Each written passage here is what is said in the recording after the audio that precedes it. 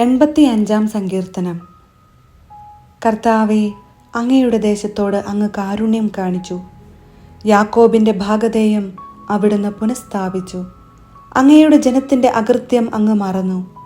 അവരുടെ പാപം അവിടുന്ന് ക്ഷമിച്ചു. അങ്ങ് എല്ലാ ക്രോധവും പിൻവലിച്ചു. തീക്ഷ്ണമായ കോപത്തിൽ നിന്ന് അങ്ങ് പിന്മാറി. ഞങ്ങളുടെ രക്ഷയുടെ ദൈവമേ, ഞങ്ങളെ പുനരുദ്ധരിക്കണമേ. ഞങ്ങളോടുള്ള അങ്ങയുടെ രോഷം പരിത്യജിക്കണമേ. അങ്ങ് എന്നേക്കും ഞങ്ങളോട് കോപിഷ്ഠനായിരിക്കുമോ?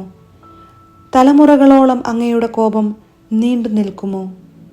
അങ്ങയുടെ ജനം അങ്ങയിൽ ആനന്ദിക്കേണ്ടതിന് ഞങ്ങൾക്ക് നവജീവൻ നൽകുകയില്ലയോ?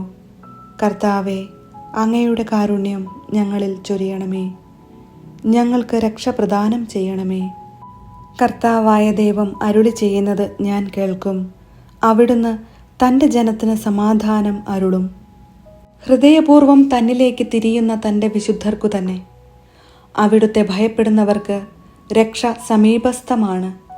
മഹത്വം നമ്മുടെ ദേശത്ത് കുടികൊള്ളും. കാരുണ്യവും വിശ്വസ്തതയും തമ്മിൽ ആശ്ലേഷിക്കും. നീതിയും സമാധാനവും പരസ്പരം ചുംബിക്കും.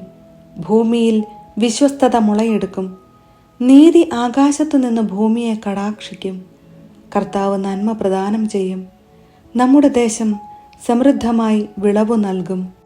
നീതി അവിടുത്തെ മുൻപിൽ നടന്ന് അവിടുത്തേക്ക് വഴിയൊരുക്കും.